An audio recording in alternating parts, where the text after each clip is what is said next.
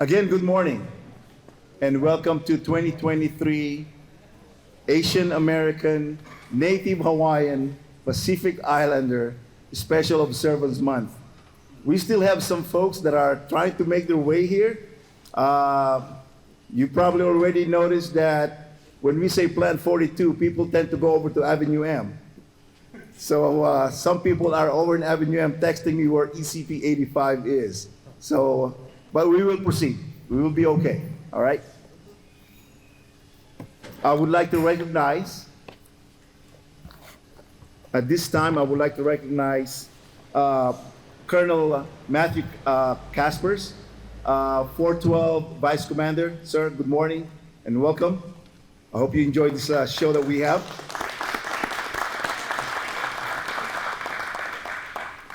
Also, Mr. Glenn Graham from NASA, AFRC, Safety and Mission Assurance Director. Sir, welcome to Plant 42.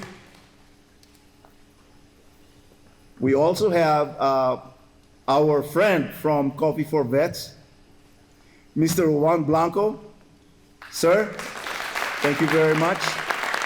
And the Vice President, Tony. We're the Marines. There you go, all right. We also have Brittany Go. How you doing, ma'am? Thank you very much. We also have Miss Elvie Ancheta from William Pitt Knight VA Calvet Homes. And I would like to recognize all the branch chiefs and our supervisors that are present, Plant 42 employees that help stage this wonderful stuff that we have right now here at the firehouse, Fire Station 1. At this time,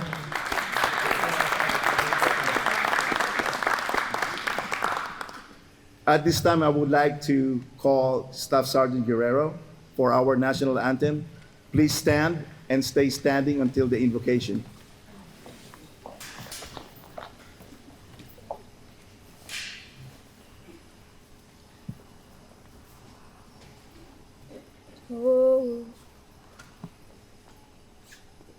Oh, say, can you see by the dawn's early light what so proudly we hailed at the twilight's last gleaming, whose broad stripes and bright stars through the perilous fight o'er the ramparts we watched were so gallantly streaming, and the rocket's red glare, the bombs bursting in air, gave proof through the night that our flag was still there.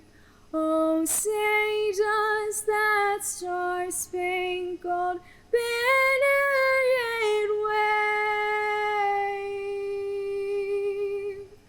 o'er the land of the free and the home of the brave?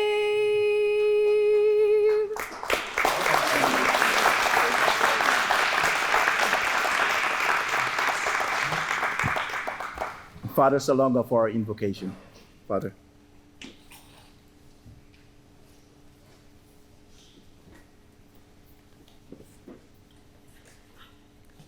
Let us pray. Almighty ever-living God, as we gather today for this year's Asian American Native Hawaiian Pacific Islander celebration, we remember those who have fallen guarding the freedom of this great nation and who have helped to shape our lives and destinies over the years. Accept them into your kingdom. We will always look back with love and cherish their sacred memories. We remember, too, their families, who selflessly allowed them to serve in the military, even though serving means being absent from their family.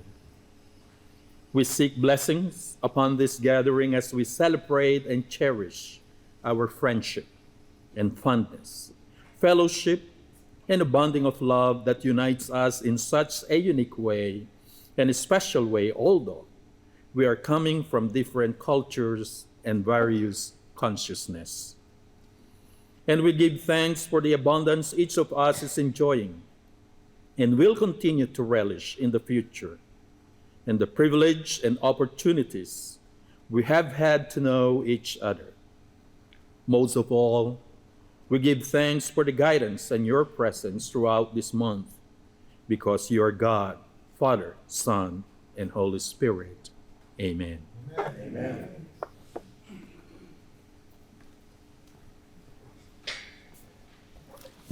Please sit down. At this time, I can see that our first line of entertainment is ready. So I'm going to call on Auntie Kawai and the Hula from Heart crew.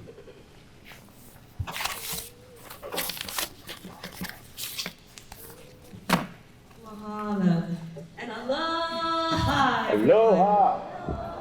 I am Auntie Kawai, and I'm bringing my troupe, my hula halau, from Courts Hill, and we're so excited to be able to share with you a few songs from Hawaii. I'm going to open the floor with an Oli Aloha, and the Oli Aloha is a chant of love. O nauna ika halame kalehua, e halelehua noi anaka noi, o kaunoi e ano ine li ane ho io ka hikimai, a hikimai no ko, a hikipuno me ke aloha, aloha.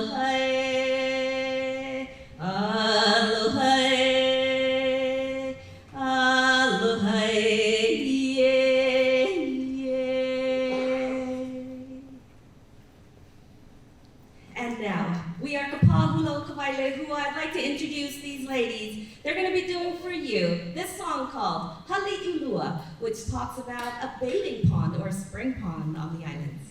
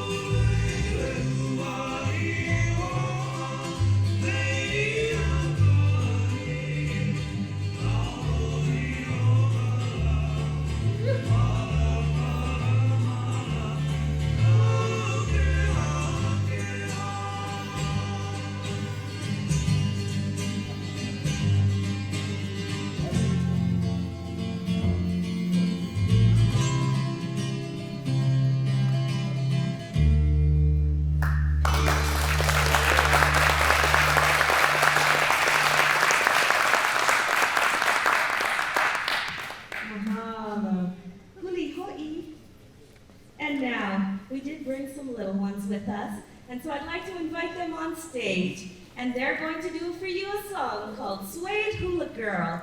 And yeah, we do like cheering, so chee-hoo is a good call. Yeah, wee-ha. And of course, applause. Oh, go ahead, baby. Okay, here we go. Suede Hula Girl.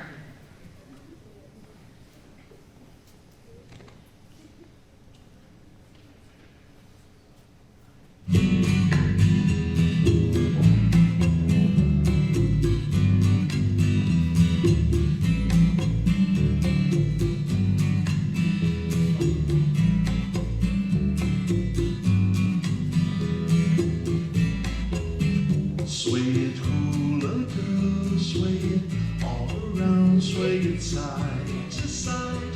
Then you dip way down, hold your head up high as you reach for the sky. Then you sway side to side, hula girl. Oh, I have seen you dance a long time ago to my favorite song, so graceful and slow. Every movement you made was an artist's delight as you played your songs through your dance. To the hula cookie and the cha-cha-cha, a slow abiori, glide like the gulls over the colo. Oh, how you make the guys go wow, wow, wow. Sway it, hula girl, sway it all around, sway it side to side.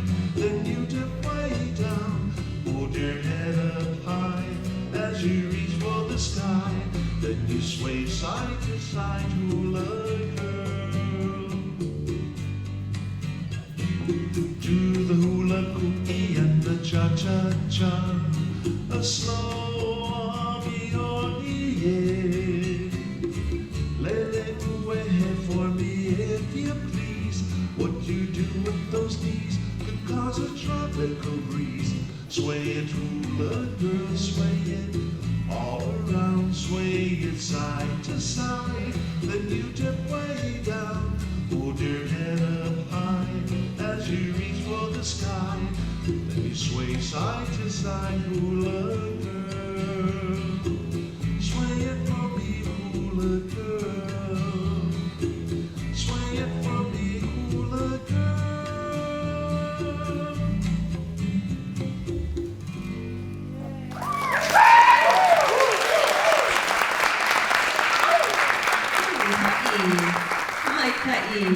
So we're only going to do a couple more numbers so you can continue your program, but I'd like to introduce Waipuna. She will do for you a song that takes us to the big island of Hawaii. It's called Hilo March. She's using the implements uli uli, ipu, and the split bamboo, pu'ili.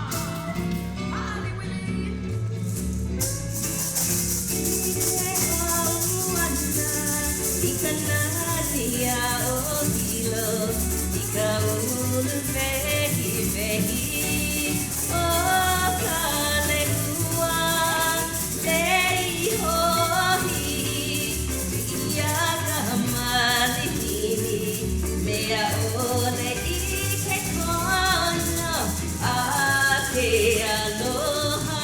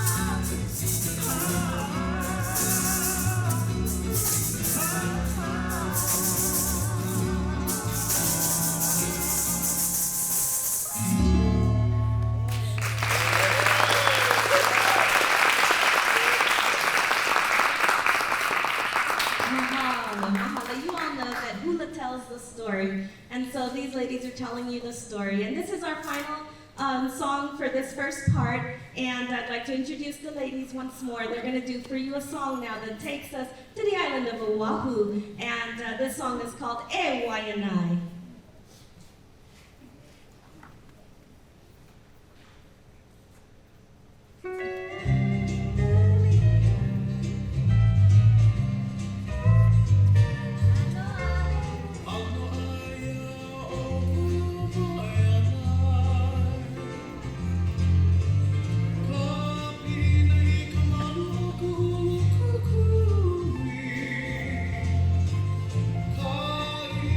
Come on.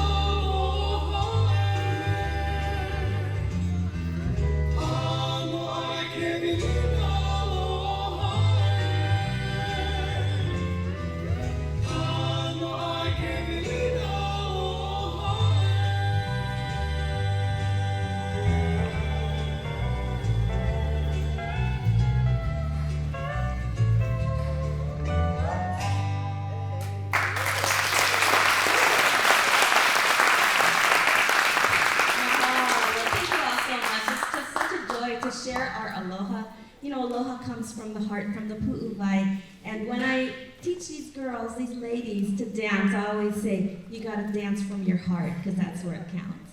And we'll turn it back over to your program, and thank you all so much. Thanks, Auntie Kawai. If you could please look at the back of the pamphlet, the brochure that I gave you all.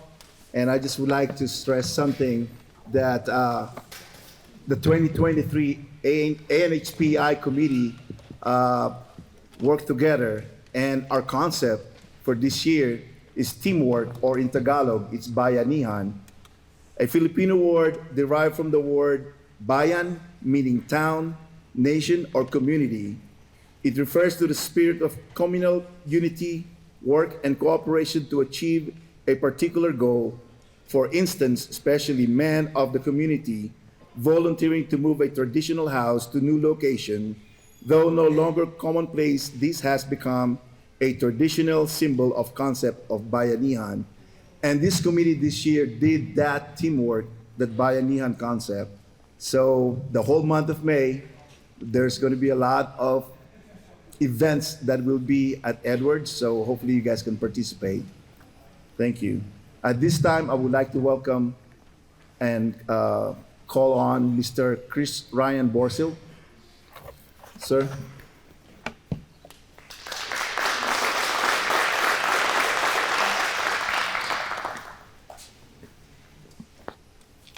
Half a day from Magoon. Or is that on? Half a day from Guam is what we say. Kamusta, Tagalog. I'm a first generation immigrant from Philippines through Guam and coming here. And the concept of bayanihan is something that's not foreign to me. I've actually seen it myself, people moving houses from the province of the Philippines. First, I wanted to thank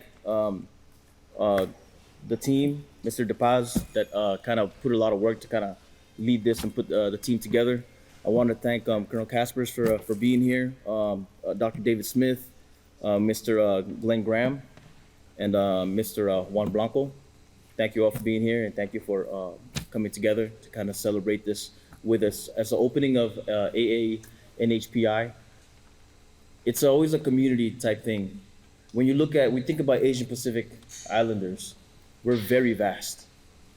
I work as an affirmative employment program manager, so all special observances are kind of under my wheelhouse. But when I think about this, when we do Black History Month, when we do Hispanic Heritage Month, when we do all these things, it's usually a very vast group. But then when I think especially about the Asian Pacific Heritage Month, we're such a vast group. We're talking about 34 countries, many different cultures, many different languages. How do we all celebrate all this in just 1 month? How do we capture the spirit of all these folks and all these differences? And as much as we'd like to have some kind of representation for every single one of those, we know that's almost impossible to do, right? Not only because of time or date, but only because of the know-how. And the people that come here today and celebrate what they're sharing with you now is something that's deep within their heart, something that comes from their soul. And sometimes the best way to celebrate it, to share something that we know. But no matter what the culture is, no matter where we're from, no matter what we represent, something that stays true, no matter what it is family, right? We all have it, we all feel it. And with that family, that sense of pride. And then what comes with that pride comes with love and a sense of service, which is very fitting why we're here today, celebrating here, Line 42. We have NASA, we have Edwards Air Force Base and Test Wing. We have our veterans that are here. Thank you all for coming, by the way. And we're coming together because we all share that sense of service. And we're all connected somehow. So this year, we're not just celebrating just the culture alone, we're celebrating what connects us all to this Asian Pacific Heritage Month. From the things that come from World War II and so on in the history. Did you guys know that the first Filipino settlement in the United States was in New Orleans, in the Battle of 1812? That was a long time ago. From pirates, mind you. That was the first settlement of Filipinos in New Orleans. Everybody thinks it's California, but it's not. Our first Filipino that served in the U.S. Naval Forces was a pirate. So just something to keep in mind. But we all did that for the love of service, for the sense of home. And that community in New Orleans wanted to defend their home, and no matter what, they came together and they served, which is what a lot of us are doing now in one way, shape, or form. For those of us who have served, for those of us that are still serving, we're here celebrating this, not just in the sense of culture, but what it represents. And I hope that everybody gets to enjoy this month and join us for the rest of the festivities for the rest of the month here today and going forward at Edwards Air Force Base. So without further ado, I think who do we have next? We have a guest speaker, Mr. David Smith. Oh, my bad, I'm taking his thunder. Thank you. Thanks, Chris. Dr. David Smith will be joining us. He's on an important conference, but he will be here. I would like to add on to what Mr. Borsil mentioned. When we were planning this event, because of the vast and how many countries there are in Asia, we all come to a cohesive decision that one that we need to recognize is our veterans, especially those who have served in the Pacific during Vietnam War, Korean War, or even have served a tour of duty in the Pacific Rim. And thank you all for being here. Because of you, freedom reigns in Asia. It might be threatened, but will never be broken. Our military service members and families are there right now facing that, so keep praying for them, please. Our next guest speaker is Mr. Glenn Graham from NASA. Sir?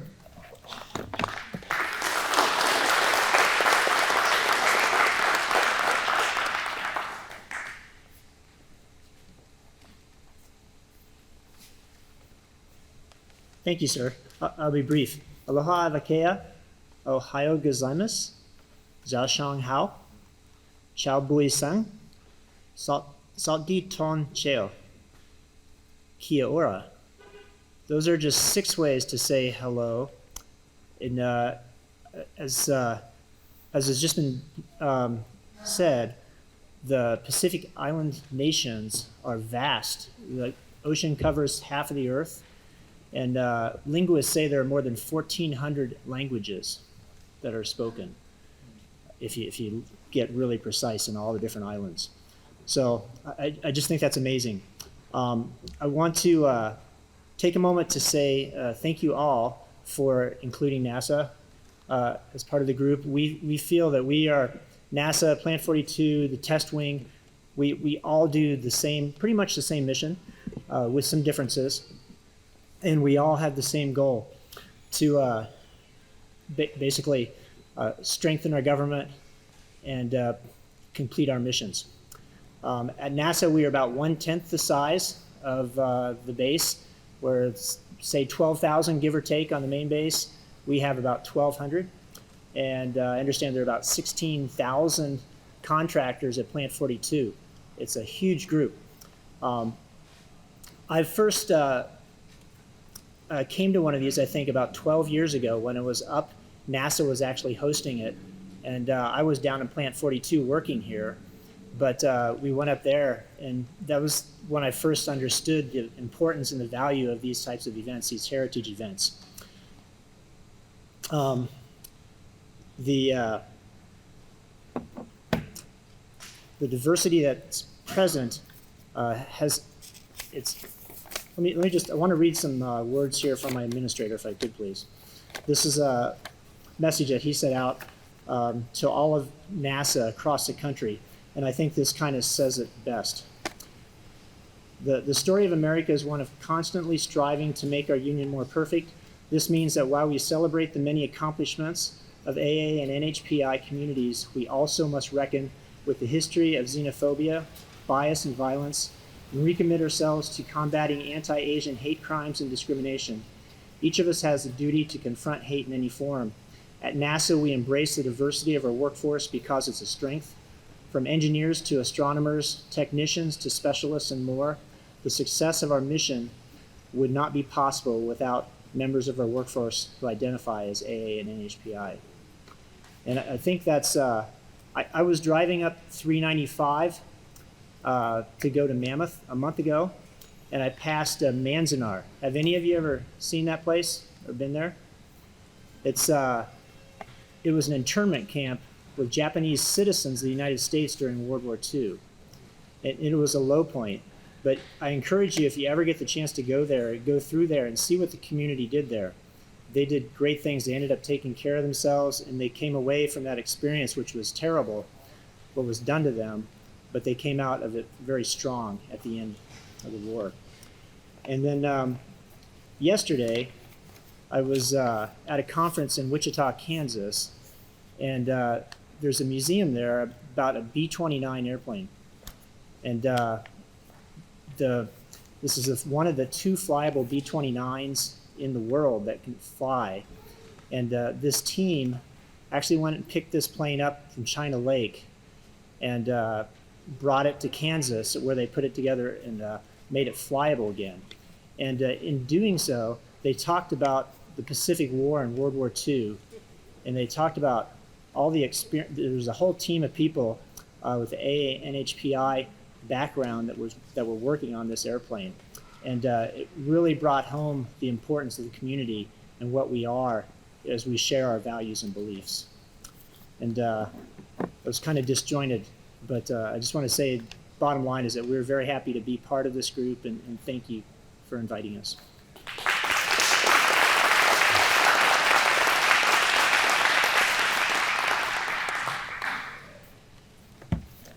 Thank you, Mr. Graham. For our next speaker is Mr. Juan Blanco, President, Coffee for Vets. Sir.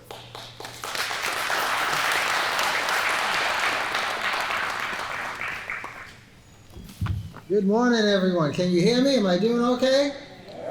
All right. First, I want to say thank you very much for inviting me here, inviting our organization here, and I want to give some kudos. Our Vice President, Tony Tortolano, who was also just named City of Palmdale's Veteran of the Year. Hey, hey. I want to recognize the veterans that come to Coffee for Vets. They're in the crew. I want to recognize William J. Pete Nighthome for being here. Thank you, LV. I want to recognize my dear friend Fred Barthé, Korean War veteran and pilot on United States Navy, retired Lieutenant Colonel from, Lieutenant Commander. I got to get this straight between the Air Force and the Navy. I've messed it up a lot, and I do apologize because, as you can see, this says Army on it, so. I know, it's kind of rough, right, guys? So I want to say thank you again for inviting us here. It is important to note that people of color from the Asian Pacific Islands, from the Native Hawaiian Islands, that we really take the time to display our heritage. Now, this is not new to me. I was involved with another organization back 20 years ago, the International Heritage Committee, which celebrated Asian Americans and Pacific Islanders. I have members of Filipinos in my family. So my nephew looks Hawaiian, but he isn't. So I'm here to say, on behalf of all the folks that are in our family, that we say thank you, welcome, and for all that you have done. At Coffee for Vets, we welcome everyone, no matter what branch, no matter where you serve, no matter where you are from. Because each and every one of you have contributed to this great nation to make it what it is today. On occasions, I get a little soapy about our country because I know that this nation is the greatest nation on the planet. I know this for a fact. I served in Germany. I didn't serve in the Pacific, but my older brother and my younger brother both served in the Pacific during the Vietnam era, and they are both combat veterans. I was blessed. I went the other way because I probably wouldn't be here today if I had gone that way, because I'm a little clumsy and would have stepped on things that I shouldn't have. But I want to say thank you. Thank you very much for what you're doing to elevate the awareness of this month. Now, I am president of Coffee for Vets, but I am also a new member of the newest assembly district in the state of California, the Assembly District 39, with a new Assembly member Juan Carrillo, who unfortunately couldn't be here today because he is out working deals and miracles for our community in other counties and other portions of California to elevate what we do here in the Antelope Valley, especially here at Plant 42. We are probably the greatest secret ever because I grew up on the East Coast and never knew about this place, so I am happier than a little pig in mud to be here because I'm a big fan of aircraft, and the fact that there's a still flying B-29 is amazing. That would be really great to have here at our Flight Test Museum, so we might have a bid in for that. But on behalf of the Assemblyman, because I have to say that, I have to recognize the State Senator's office is here, and the other Assembly offices here, both Tom Lackey and Senator Scott Will, with the two representatives. I don't know, should I bring them up? Sure. Come on up here, guys.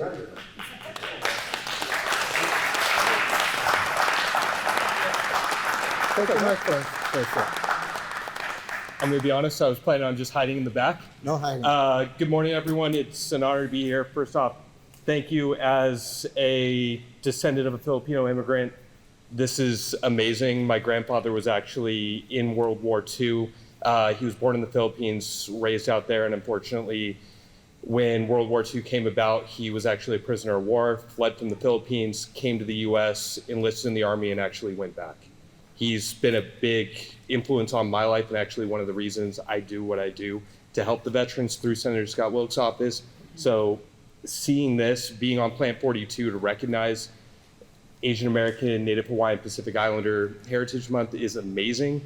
Thank you all for being here. And from my family to all of you, mabuhay.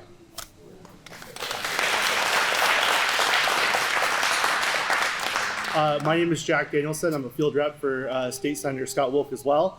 Thank you so much for putting on this amazing event. It's an honor to be here. So on behalf of the State Senator, thank you. So I just want you to know you've made roadway into the future. You're not forgotten. You're being elevated and you're being celebrated. So. Mr. DePaz, if you would be kind enough to come front and center, because on occasions, since this is so new to me, I forget things, and this morning I had to rush and do it quick in a hurry, so please forgive me if I kind of made a little error, but again, on behalf of the Assemblyman for the 39th Assembly District, I want to present you with this certificate of recognition for what you do. Thank you, sir. Thank you very much. Because without him, this wouldn't have been possible. So I just want you guys to know that this is all due to him. He went around soliciting to get folks here. He worked tirelessly to make this happen. So my hat. Oh, come. And I just want to recognize also, I would have never been able to do it by myself. I knew that for a fact. So please also clap your hands for Mr. Andrew Peters from NASA. So, thank you again, sir. Thank you again, sir. Thank you. Oh, I'm giving you back your mic. Okay. I was just going to feed you all, but thank you very much again, Mr. Juan. Appreciate it. Truly do. So for our next guest speaker, I would like to bring Mr. Dwight Muñoz, our Plant 42 base civil engineer.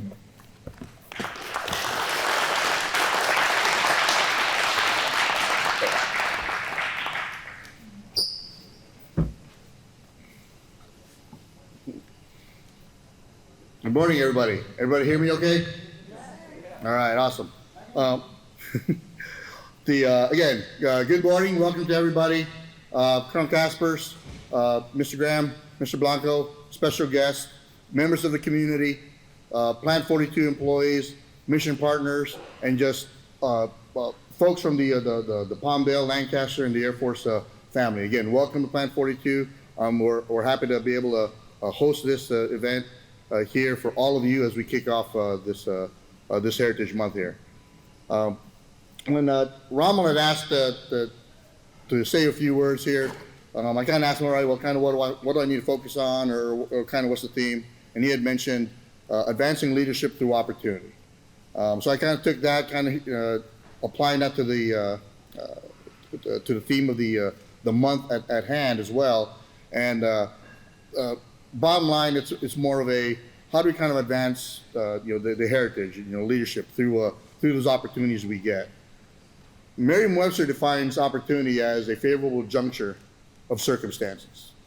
Now you kind of take that, kind of combine a little bit of luck, a little bit of planning, a little bit of preparation, and that kind of lines it up with taking advantage of those opportunities.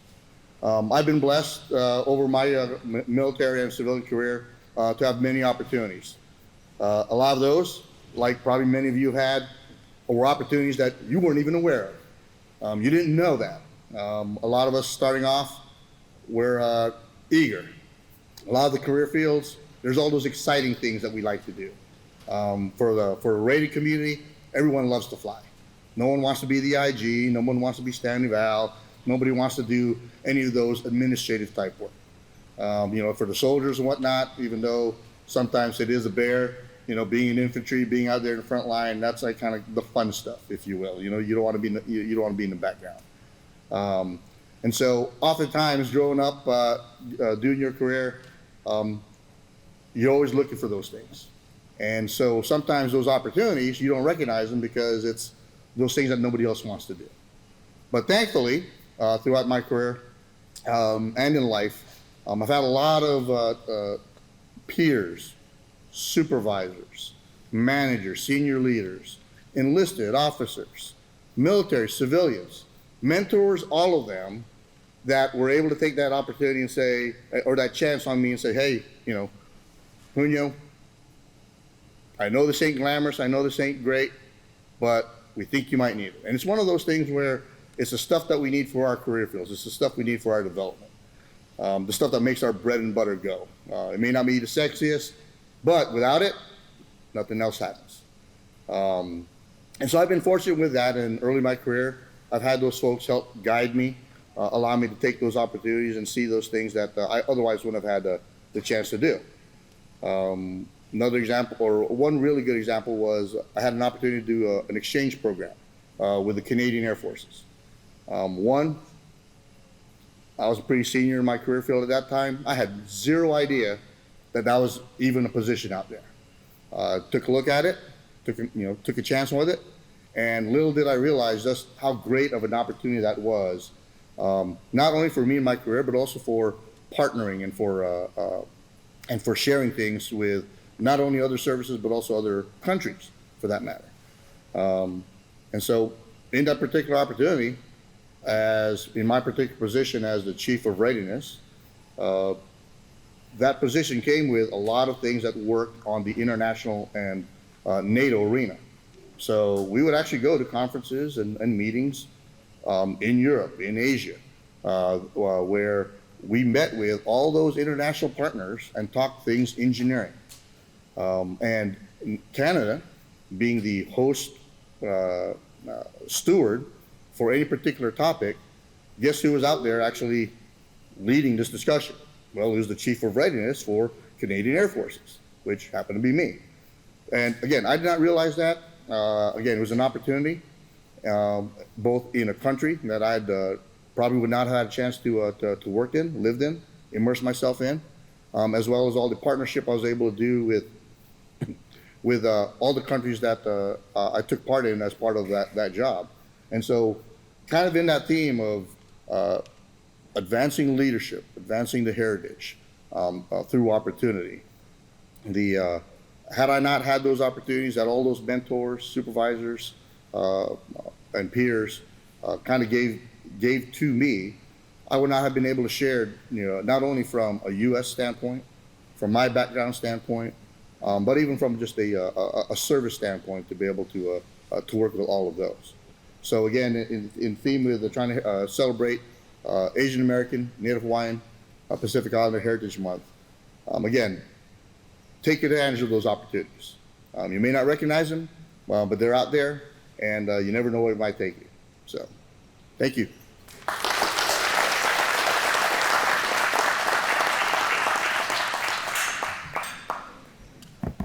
Thank you, Mr. Junio. Before I call on our next guest speaker, I just would like to explain this nice dress that my wife bought for me. She says, wear it today.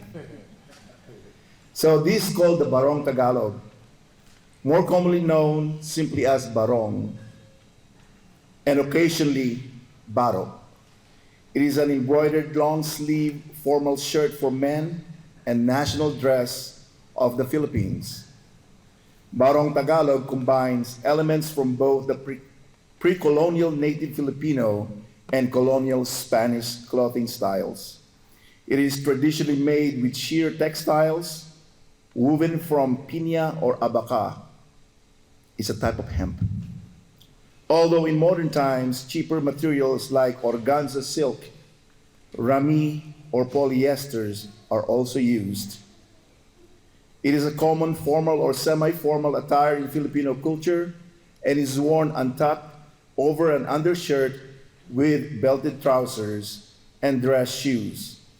Barot saya is the feminine equivalent of Barong Tagalog, with the Maria Clara gown being the formal variant of the latter. Barong Tagalog was also known as camisa fuera, or outer shirt. So with that, I would like to bring in Ms. Brittany Ngo from 412 Communication Squadron.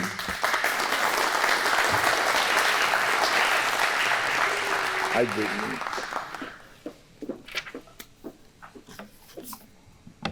Xin kính chào quý vị, which is to say, good morning. Ladies and gentlemen, being afforded the opportunity to share my story and my heartfelt gratitude has been one that I've dreamt of since my youth. I do not know how I became the winning recipient of the lottery ticket to become a citizen of this great nation, but I can duly say that our war fighters and fellow patriots each played a part in it. I am a Vietnamese refugee, having escaped during the fall of Saigon.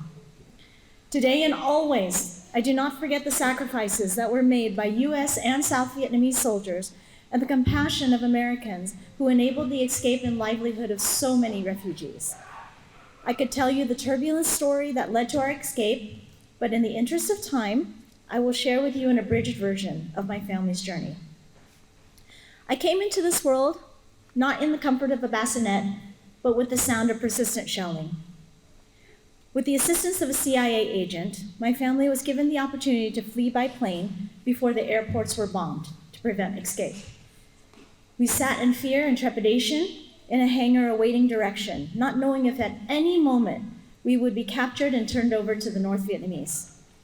Assuredly, my father would have been killed or placed in a communist re-education camp due to his time fighting alongside the Americans.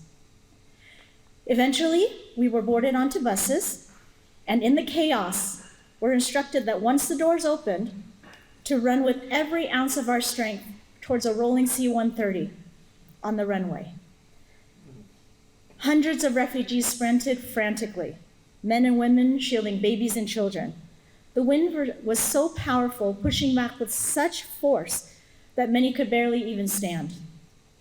There were no seats in this gutted cargo plane, with a normal payload of about 100 troops, now filled triple to capacity. We were flanked by US soldiers who were there to protect us to the best of their ability. And as the cargo doors closed, there stood the last semblance we would ever see of our nation once free. We were flown to Camp Pendleton, where Marines provided shelter and food to thousands of displaced, despite rampant communication problems amongst the backdrop of one of the most controversial wars in history. Because of their compassion, this American dream and thousands of others have been realized. As Ronald Reagan once said, freedom is never more than one generation away from extinction. It must be fought for and defended by each generation.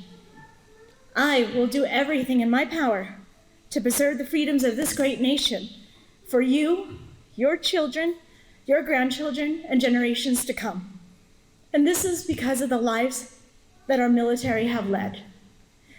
It is my desire to spend the rest of my days protecting this great nation, leveraging every opportunity granted to me to advance as part of the world's greatest Air Force.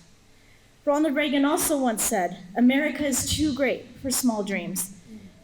This sentiment resonates so deeply for me. Advancement and opportunity for those who seek it is real.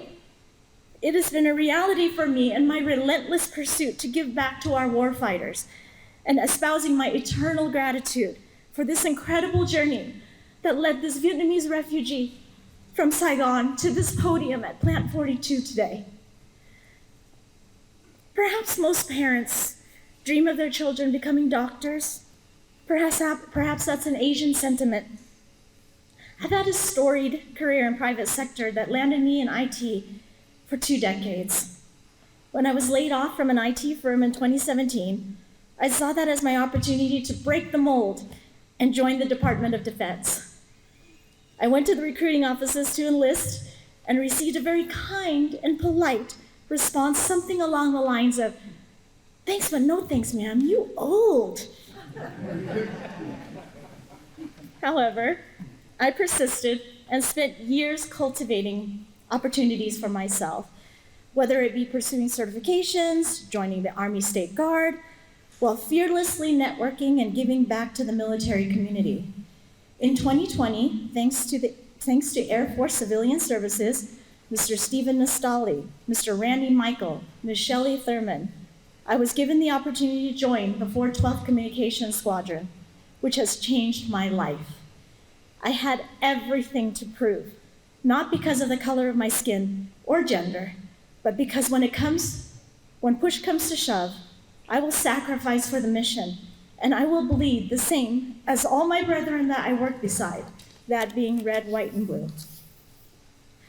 I really realize that every day I have been given an opportunity that I will not squander.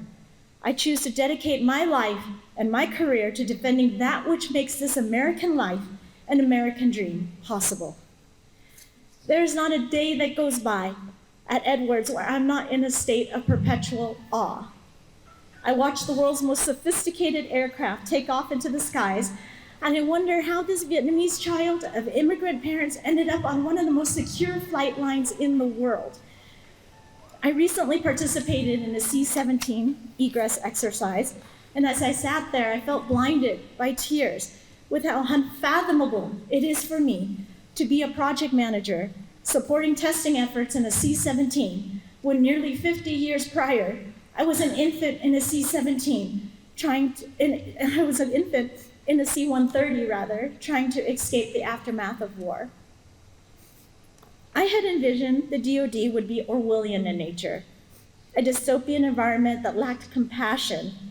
Instead, it has been the most accepting and familial of environments I could ever have dreamed to work in.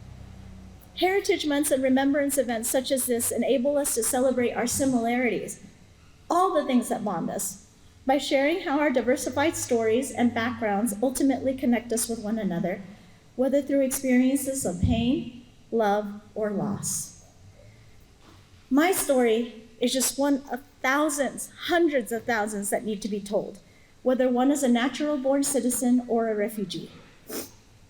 It is important to me that society is reminded to honor our military brothers and sisters accounted for and missing, past and present. Due to your sacrifices, myself and so many others continue to live and pursue the American dream.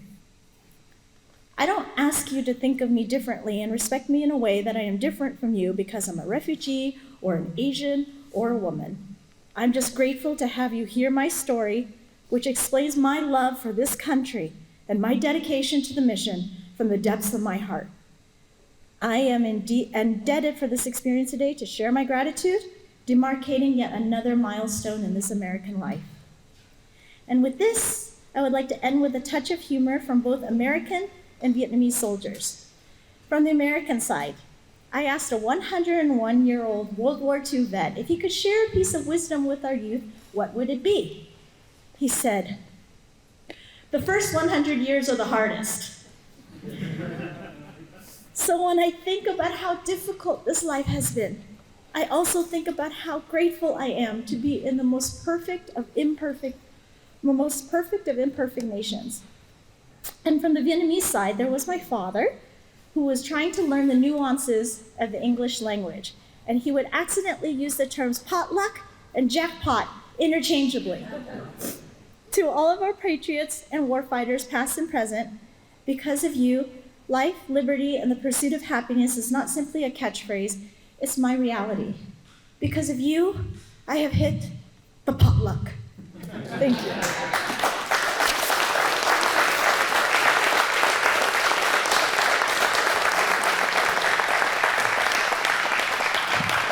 Thank you, Brittany, for sharing the beautiful story.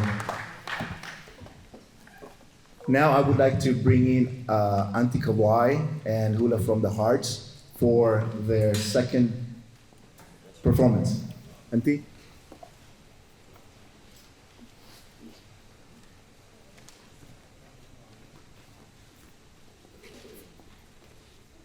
Mahalo. Can you guys hear me? Are we on? Okay. Well, I'm so excited to be back. We're going to share maybe 3 or 4 more songs with all of you. And I'd like to bring the little ones back on. They're going to be using an ipu. An ipu is a gourd that is picked and cleaned. We like to go to the gourd farm and have them clean their own. They have to cut off the top and scrub it all up. And so they're going to be using that ipu. They do for you a song called This Is the Rain.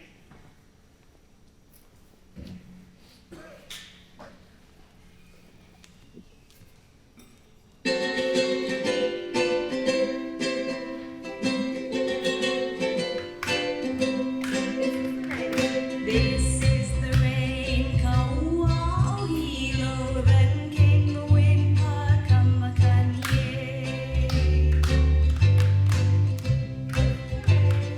This is the rain, kauau hilo, then came the wind, pakamakaye. The birds they fly, kalele o mamanu, the palm trees sway, kahulunape.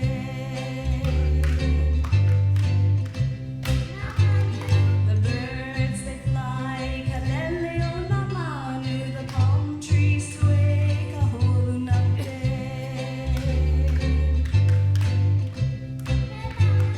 The mountains are high, he mauna ki'eki, the fishes they swim, ikahakaye. The mountains are high, he mauna ki'eki, the fishes they swim, ikahakaye.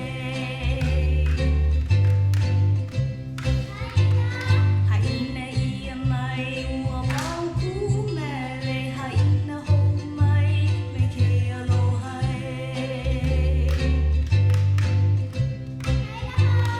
Haina ia mai ua wauku mele, haina hou mai me ke aloha e.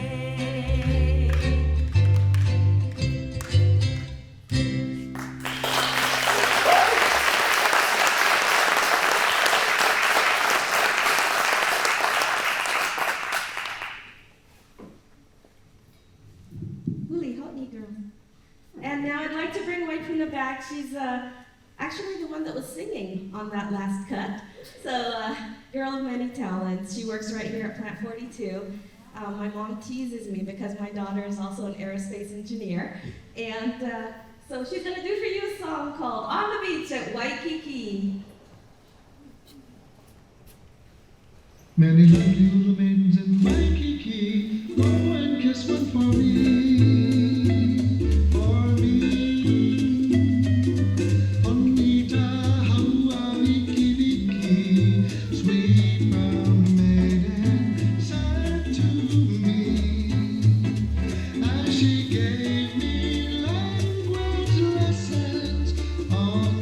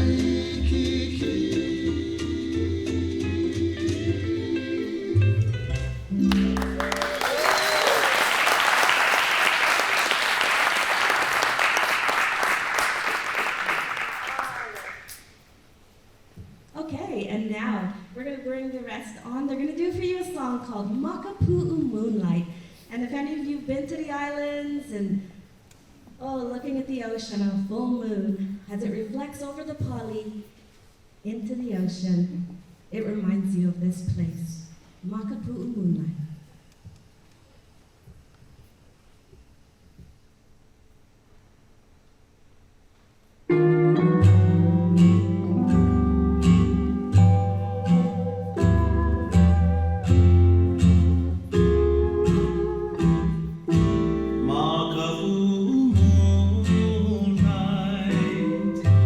Shining over the ocean,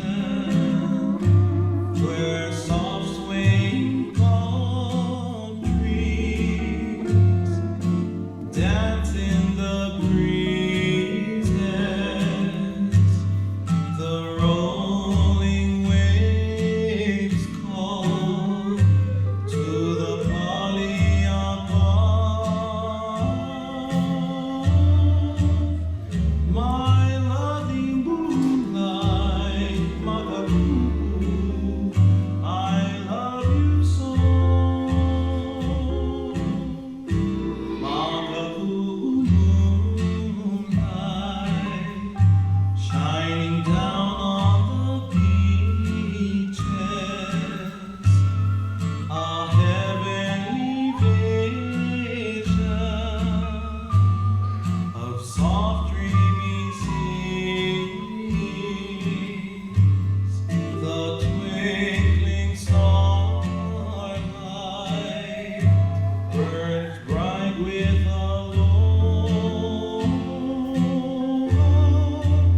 My lovely moonlight, Makapu'u, I love you so. Makapu'u moonlight, casting shadows on the sand, where beach boys are singing and fair maidens dance. My heart forever belongs to you, sweetheart. My lovely moonlight, Makapu'u, I love you so. My lovely moonlight, Makapu'u, I love you so.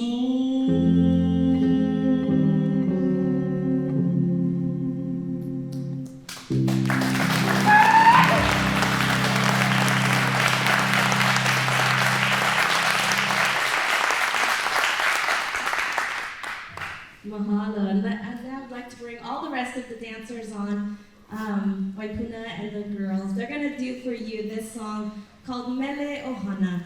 And you know, we all become Ohana. I tell them when they come to Halau, it's not just a school of dance, but it is now a family, a place where we share everything that we're going through. I'd like to dedicate this song to all of you out there and your Ohanas. My father, he's 81 years old, served in the Air Force, and worked at Lockheed for 30 years right here at Plant 42. And I'm so excited that now the tradition continues with my daughter, her husband. They're working Lockheed in Colorado. And just so happy for everything that you folks do and that you're including the Hawaiian community here with you at this wonderful Asian Island Pacific Islander Festival. So we close with Mele Ohana, a song for the families.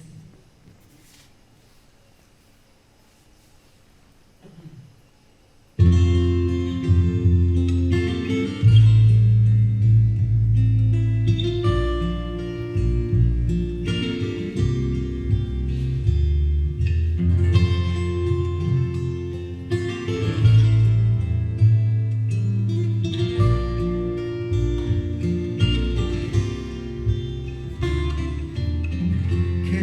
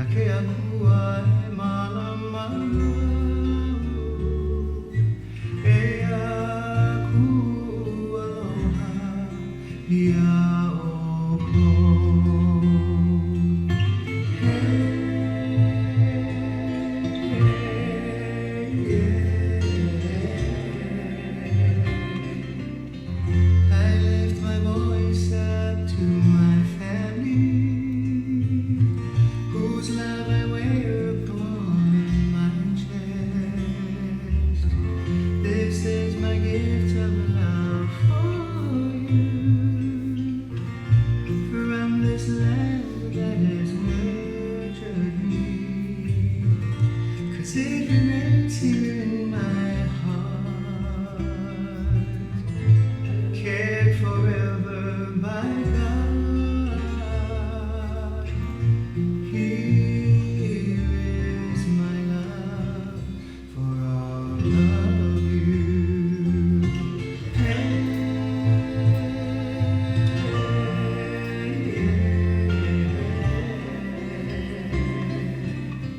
Nake aku ay malamamaw,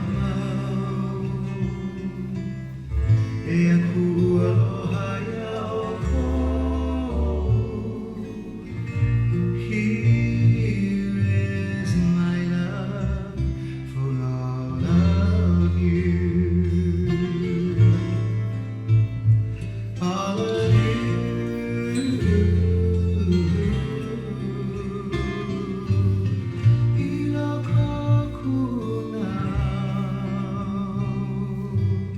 Nake aku ay malamamaw.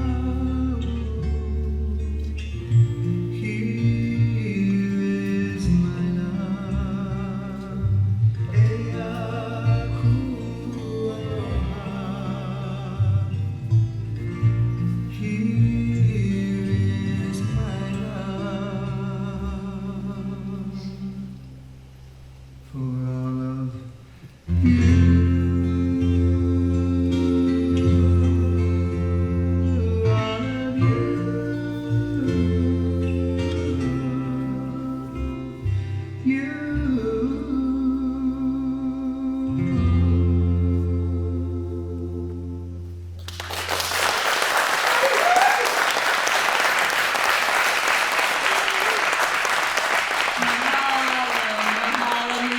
Thank you all so much, and I see familiar faces out there. And so wonderful to be here and share this moment and time with you. We are Kapa Hula O Kawailehua, Hula from the heart, and from all of you, from all of us, to all of you, we say, thank you so much for having us. And we're going to be at the closing ceremonies at the Edwards Air Force Base on May 24th. Mahalo.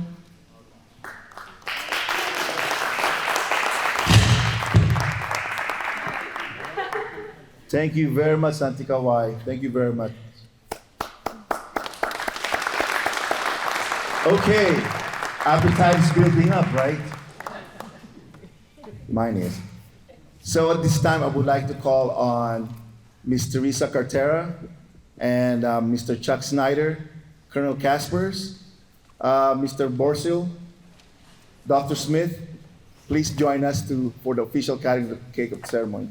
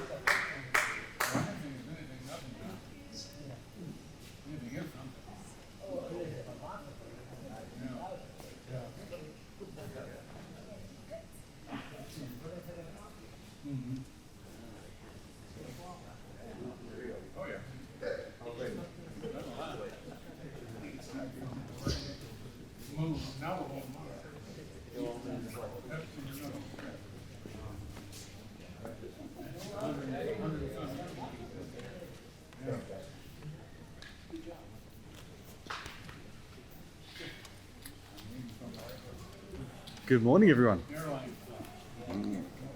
Hello. Okay, good. Sounds good to me. Good morning, everyone, and kia ora. So I'm going to be the last part of today's ceremony, so I will make this quick because one of the things about this cultural event has also been sharing all the cultures and the history, but it's also been about the food. So I'm going to make this very quick. But I really wish to say a special thanks to all the members of our military, the ones who have served, the ones who currently do serve. I'm from a little country called New Zealand, and I can certainly say, looking here, about the freedoms that come with the United States. And if it wasn't for the military, New Zealand wouldn't be the place that it is today. So with a deep felt heart from myself on behalf of my country, thank you very, very much. Thank you so much.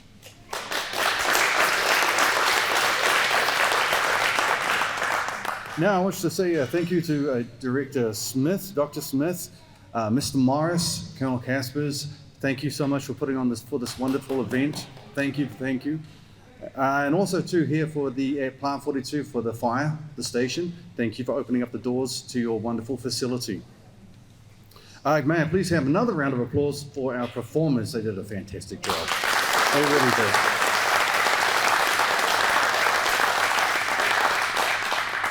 Now, a special thank you to our committee, our volunteers for today's events and all the events that are going to be coming up in the future for the rest of our Heritage Month. I wish to say thank you so much because without them, this would not be possible. And in saying that, my last and final thank you goes out to their families of the volunteers and the committees for allowing the volunteers to be a part of this and helping us to organize these events. So with that, I want to say thank you so much. And please, shall we? Food, it's served. Thank you, everyone.